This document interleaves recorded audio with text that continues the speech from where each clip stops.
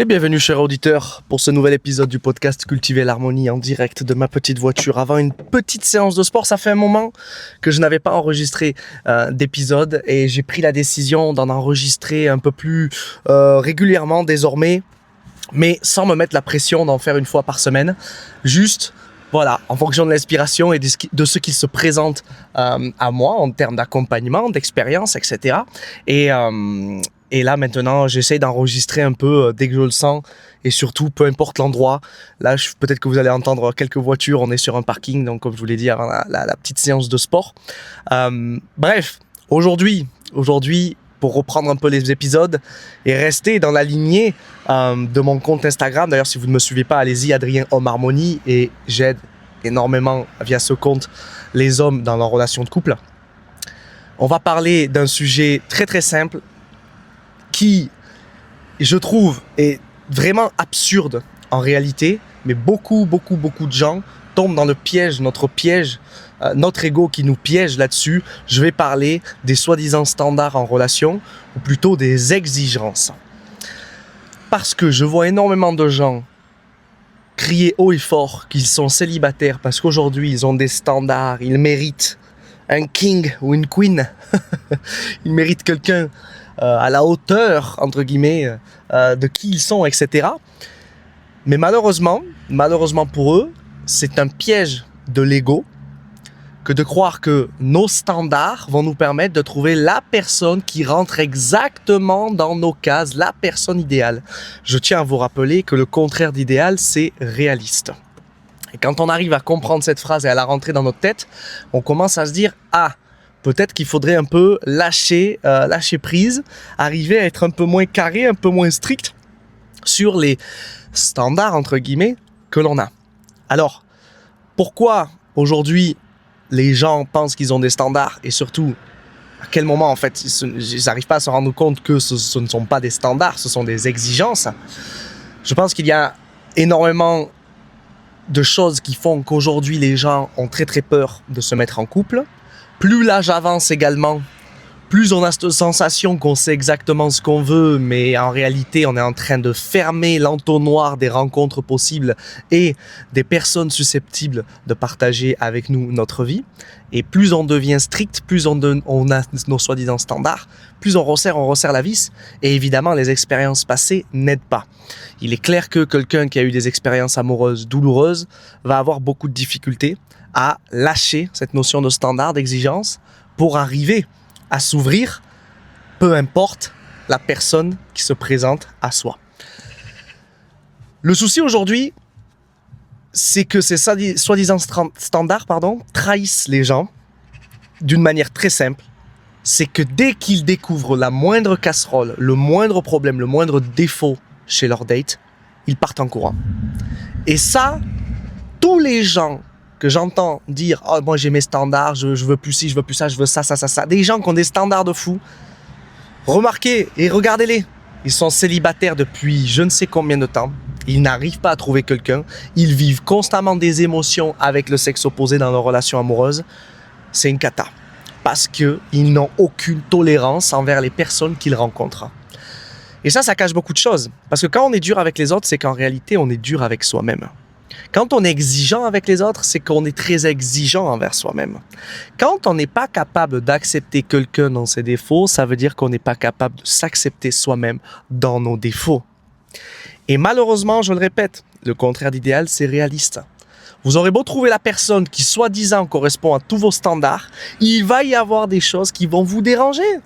Il va y avoir des choses qui vont vous faire péter les plombs. Elle aura beau cocher toutes les cases que vous voulez, il va y avoir forcément des cases qu'elle ne cochera pas. C'est comme ça. Il faut se rendre à l'évidence, c'est une fatalité de l'être humain des relations amoureuses. N'importe qui a des défauts.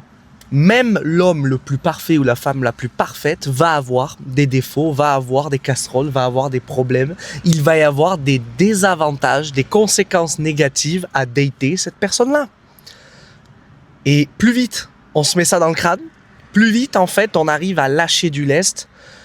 On enlève du poids là, dans notre montgolfière pleine de relationnel là, et on peut en fait ensuite partir, on peut enfin voler et s'ouvrir à quelqu'un d'autre. Donc n'hésitez pas à regarder un peu autour de vous ces personnes-là qui ont soi-disant des standards. Faites attention aussi à vous. Moi, le premier, je tombe dans le piège souvent. Je tombe dans le piège où je suis là et je me dis « Ah ouais, ça. » Évidemment qu'on doit avoir certains standards. Évidemment qu'il y a des choses où personnellement, on peut appeler ça des non négociables entre guillemets. Moi, par exemple, je sais que quelqu'un qui fume, je ne peux pas. C'est comme ça. Il peut y avoir plein de trucs. Mais par exemple, la cigarette, c'est vraiment quelque chose qui m'a... Mais après, tout le reste, la personne elle fait du sport ou pas. En fait, plus on s'ouvre au champ des possibles, plus on a la possibilité de trouver quelqu'un qui peut vraiment nous surprendre. Mais il ne faut pas non plus tomber dans le piège externe, le piège inverse, pardon, parce que c'est ça qui est subtil. L'ego, il est malin, il est très très très malin. Soit il vous pousse à avoir des exigences de fou et vous fermez l'entonnoir et c'est impossible de trouver quelqu'un, soit vous vous rendez compte que vous vous ouvrez à tout le monde et en fait vous datez un peu tout et n'importe quoi, vous êtes là sans vraiment faire un peu le tri. Il faut arriver à trouver un juste milieu. Comprendre ce que l'on recherche dans une relation plutôt que chez une personne. Qu'est-ce que je recherche? Quelle est ma relation rêvée à moi? Moi, par exemple, si je me pose la question, j'ai vraiment envie d'avoir une relation drôle, une relation où on s'amuse, une relation où on s'accepte, on se comprend, on se soutient. Ça, c'est vraiment les points cruciaux de ma relation. Une relation où on a quand même plutôt la même vision des choses, etc. Où on se prend pas la tête, c'est léger, c'est fluide, c'est simple. On peut communiquer, ok. Au lit, on s'amuse, on communique aussi. En fait, ça, c'est des critères que je peux avoir, ok. Ça me permet d'avoir une certaine target, c'est-à-dire de faire un peu le tri. Mais après, derrière, il faut comprendre que peut-être que je vais rencontrer quelqu'un avec qui je vais avoir 8 de ces critères remplis et il y en a 2 qui ne seront pas remplis, ok. Eh ben, ça veut dire qu'on va pouvoir travailler dessus, ça veut dire qu'il va falloir lâcher du lest, ça veut dire... C'est comme tout. C'est comme tout. Plus on essaye de contrôler la manière dont on veut rencontrer quelqu'un, la personne que l'on va rencontrer, le type de relation qu'on veut rencontrer, plus on met des bâtons dans... On se met soi-même des bâtons dans les roues. Et ça nous empêche d'avancer.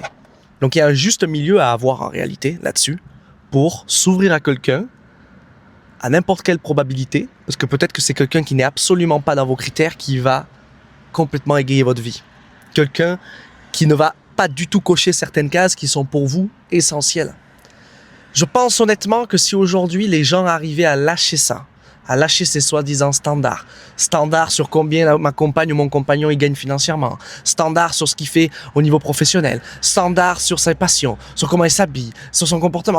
Si on arrivait un peu à lâcher tout ça et à se concentrer concrètement sur ce que l'on vit dans la relation plutôt que ce que la personne est, ça changerait tout.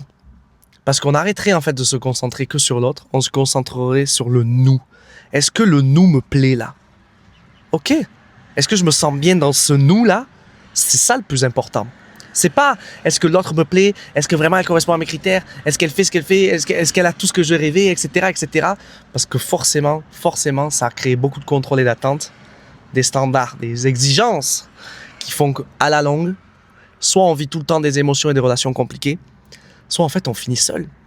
Et regardez bien autour de vous, les gens qui ont des exigences, des soi-disant standards, c'est des gens qui sont seuls. Ils sont complètement fermés au niveau du cœur parce qu'ils n'arrivent plus à s'ouvrir pour des questions de soi-disant standards. Dès qu'ils rencontrent quelqu'un, c'est une analyse, c'est un entretien d'embauche. C'est pas ça, des relations amoureuses. C'est pas ça. Une relation amoureuse, je rencontre quelqu'un, je regarde comment je me sens bien avec cette personne, comment ça se passe le nous là. C'est fluide, on rigole, ça se passe bien, on s'entend bien, je me sens bien, il se sent bien, on communique, ok. Il y a des petits défauts évidemment, il y a des problèmes évidemment, il y en aura toujours.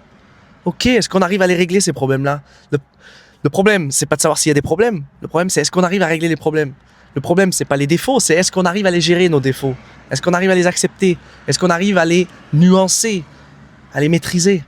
C'est ça le plus important. Je vous dis à très vite pour un nouvel épisode du podcast Cultiver l'harmonie. N'hésitez pas à me suivre sur les réseaux Adrien Homme Harmonie sur Instagram, à vous abonner, à liker, à m'envoyer des petits messages. Je réponds toujours avec plaisir à chaque fois quand on m'envoie des messages sur des questions ou autres. Je vous dis à très vite. Bye bye.